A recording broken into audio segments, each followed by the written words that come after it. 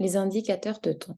On utilise les indicateurs de temps pour se situer dans le temps.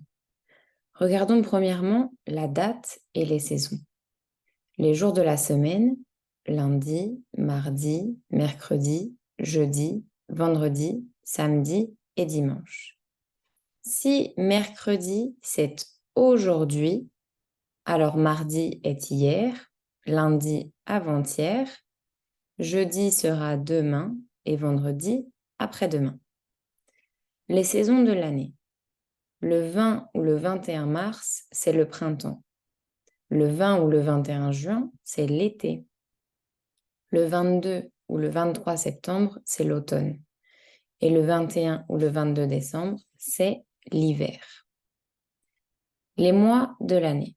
Janvier, février, mars, avril, mai, juin, juillet, août, septembre, octobre, novembre et décembre.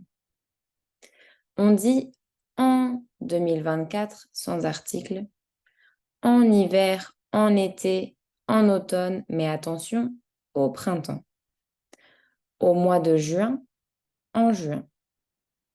Et on dirait pour la date, nous sommes vendredi 23 juin ou bien nous sommes le vendredi 23 juin. Regardons d'autres indicateurs de temps.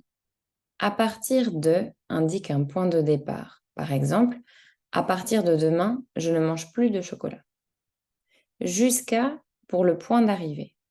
Hier soir, j'ai travaillé jusqu'à minuit. Hasta las 12 de la noche. De à pour indiquer le départ et l'arrivée. Je travaille de 7 heures à midi et demi, à avec un accent. Du mardi, ici, il s'agit de faire la contraction de le qui n'existe pas.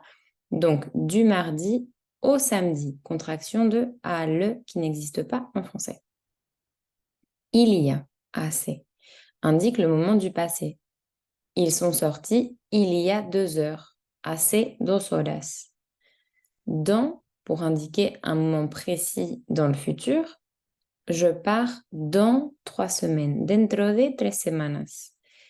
Et quand, que l'on utilise en reliant 2 propositions, dis-moi quand tu pars, cuando te vas.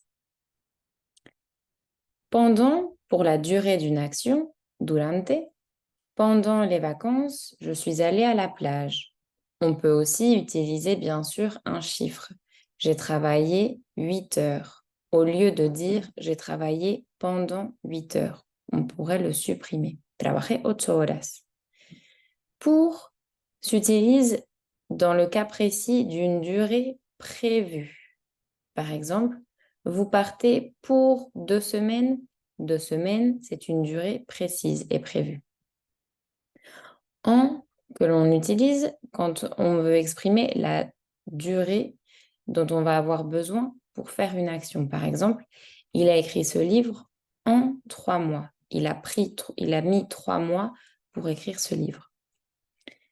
Depuis, pour une durée qui continue. C'est encore le cas actuellement. Il travaille chez Michelin depuis 3 ans, desde hace 3 años. Attention, depuis es un falso amigo, no significa después, desde hace. Regardons un exercice pour illustrer ces exemples. Nous allons compléter ce dialogue en utilisant des indicateurs de temps.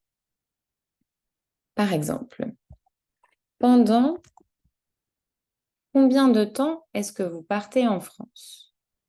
Nous partons d'août avec un apostrophe parce que le mot suivant commence par une voyelle. Nous partons d'août à novembre.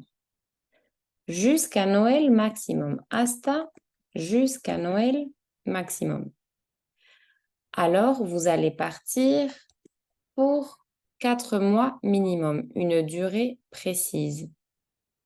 Oui, nous avons décidé de partir il y a 1 an. Mais nous préparons notre voyage depuis desde hace 6 mois. Certaines personnes le font en quelques semaines.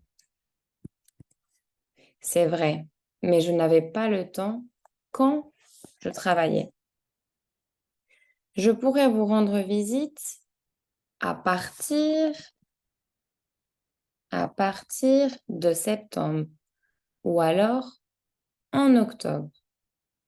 Le mieux, c'est que tu viennes en automne, la saison. On verra quand vous serez là-bas.